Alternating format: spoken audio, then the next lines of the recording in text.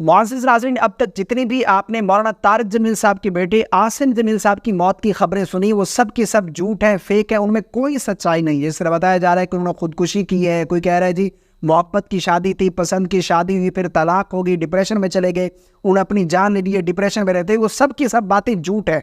असल वजह क्या बनी है, ये मौलाना तारिक जमील साहब के साहबजादे आसिम जमील साहब के 18 साल पुराने दोस्त ने बड़े बड़े इंकशाफात किए हैं। सैयद बासित अली साहब है जिन्होंने ये इंटरव्यू किया, उनको ये क्रेडिट जाता है, जिन्होंने सच को मंजर आम पर लेकर आए हैं कि असल वजह क्या बनी है। क्योंकि इस हवाले से बहुत सारी ट्रोलिंग हो रही है कि मौलाना ने इतनी अरसा जो है वो दीन की खिदमत की है, तबलीग की है, बहुत सारे लोगों को राह रास्त पर लेकर आए, लेकिन मौलाना के घर में ये सारा मामला हो गया, खुदकुशी जैसा अमल हो गया।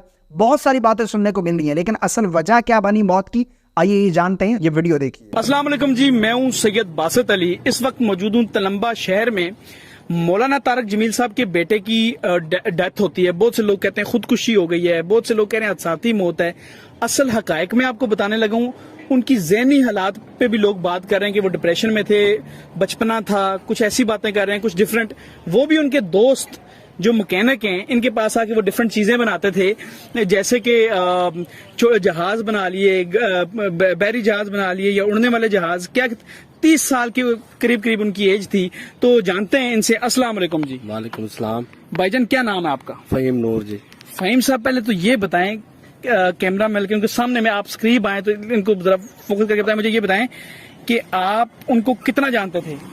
मैं उनको बहुत अच्छी तरह जानता हूँ, कम से कम कोई 17-18 साल से जानता हूँ। 17-18 साल से जानते जी हैं? जी अल्हम्दुलिल्लाह जी।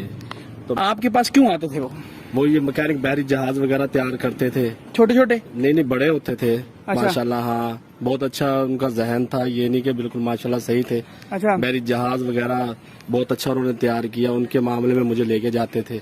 अच्छा, बैरी जहाज मतलब जो पानी में चलता पानी, है, ये स्विमिंग पूल या इस तरह कुछ जी चलता जी हो। ऐसा जी। उसके अलावा उड़ने वाले भी जहाज बनवाते थे? नहीं, उनके पर वगैरह बनाते थे, वो पर वगैरह जी। पर आपसे? हाँ। अच्छा, आपसे 18 साल से आपके पास वो आ रहे थे? अल्हम्दुलिल्लाह जी। मुझे ये बताएं कि बहुत से लोग कह रहे हैं कि उनके फैमिली के भी लोगों ने कहा कि उनकी जो है खुदकुशी की है, ज़हनी मरीज थे, उन्होंने खुदकुशी कर लिया आपस। आपकी राय, क्योंकि आपने मुझे बताया, मैं बल्कि गाड़ी ठीक करा रहा था कि नहीं ये हालत नहीं है, आपके बताया आपको क्या खबर मिली और उस टाइम क्या बात थी? नहीं, ये एक हादसा है जी। कैसे? क्योंकि जी हादसा ऐसे है जी, वो घर में ही थे, अचानक वो पिस्तौल एक वहाँ पे उनके गनमैन जो थे उनके पास था।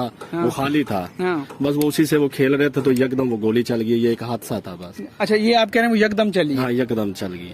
तो मतलब इस जान के उन्होंने अपने आप को नहीं मारा? नहीं, जान के तो आपको किसने बताया था ये बात, कैसे पता बस चली? ये पता लग गया, मेरे जानने वाले हैं वहाँ पे। हाँ। रईसाबाद में गया था मैं उसी टाइम। हाँ। मुझे तो सारी रात नहीं, मैं तो सोया इस मामलात में सुन के।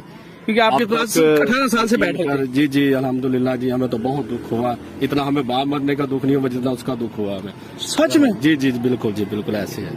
इतना दुख? इतना ही दुख हुआ जी। इतनी गहरी दोस्ती? जी जी, इतनी गहरी दोस्ती जी। आपकी आंखों में पानी आ गया? जी जी, हकीकत बात कर रहा हूँ। ये इन्होंने, इनके दोस्त थे वो, और दोस्त जो बात बताता है वो ये कह रहे हैं कि ये बहुत हमदर्द से जी, बहुत ज्यादा। हाँ। बहुत ज्यादा। एक दफा जब मेरी शादी होने वाली थी ना, तो मैं इनके पास गया तो मैंने इनको कहा जी मेरे थोड़े से मामलात ऐसे हैं, तो इसको मैंने कहा ये मोटरसाइकिल की कापी और ये मोटरसाइकिल आप रख लें। तो उसने कहा नहीं ये बात नहीं है, ये आप 30,000 पकड़े, आप करें शादी। जब मैं उसको वापसी देने का तो उसने कहा ये सलामी होगी मेरी तरफ से।